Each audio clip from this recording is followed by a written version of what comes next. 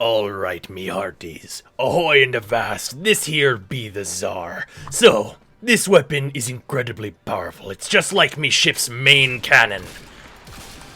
Alright, no, that's enough of that bit. We're not doing that. I can't sustain that without laughing, so no, we're gonna go with something else.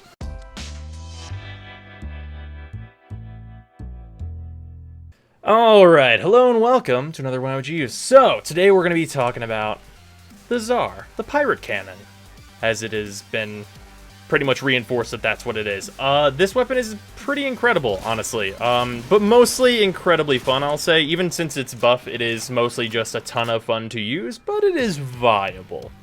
I've already put some form into this thing just because it's so fun, and it has two modes, the cannon, as we just saw, and the shotgun, or barrage mode, which is incredibly close range, and honestly, if you're good at keeping enemies in cannon range where you're not going to kill yourself with this, the barrage mode doesn't have a ton of uses, unfortunately. But there might be one exception we'll go over in a second for the very, very few of you. So, this is what I'm using so far. I threw two form in this thing just because I was having a lot of fun with it and I felt like it deserved it.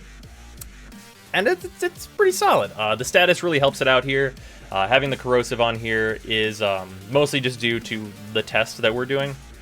Against everything that's not the bombards, I found corrosive blast to be the faster way to take the enemies down. So the bombards are going to be the only thing that's really going to give me any trouble here.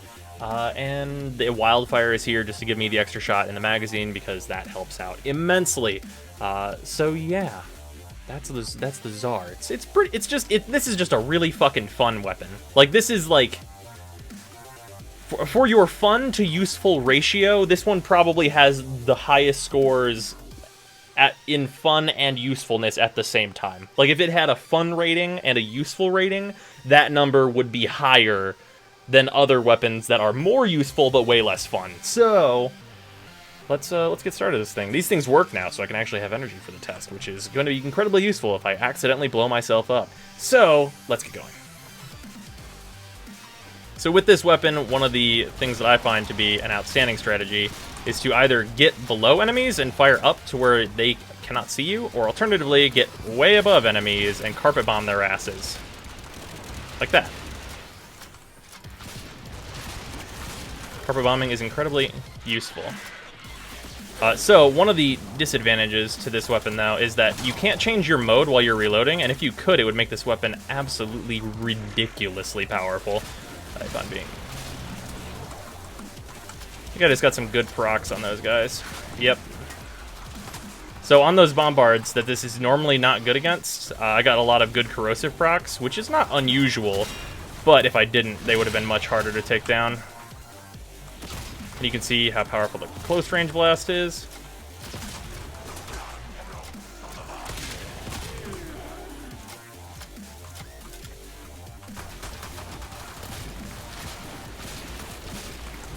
Yeah, up close, this short-range blast goes 15 meters, but I would only suggest you use it at, like, 5 and under. Because outside of that, you lose so much damage. Is that everyone already? It seems like that wasn't everyone, but I guess, I don't know. Carpet bombing is pretty effective, honestly, so... yeah. That's the Zarr. This weapon, just fucking build this. Don't reroll your Riven mods. Don't do that. Build this. Like, build this and then think about Riven mods, because damn, this thing is a good time.